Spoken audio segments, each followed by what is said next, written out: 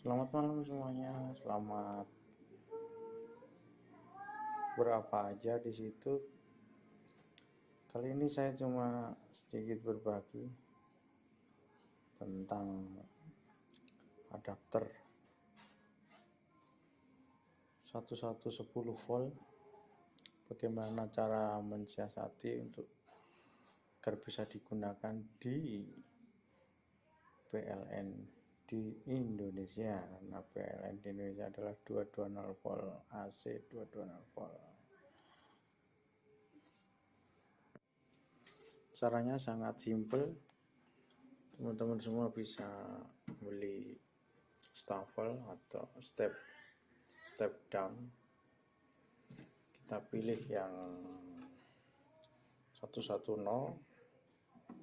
di sini 220. Sangat simpel, tinggal nyalakan dan kita plug. Di sini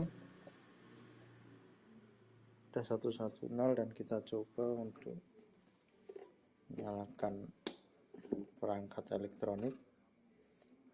Nyala, sangat simpel. Jadi untuk mensiasati adapter atau electronic devices yang 110 volt, kalian bisa step down menggunakan staffel atau step down akumulator.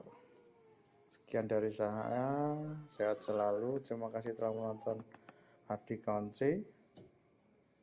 Terima kasih buat yang like, komen, subscribe. Semoga kalian semuanya selalu diberi kesehatan, diberi kemudahan, rezeki semuanya. Terima kasih semuanya.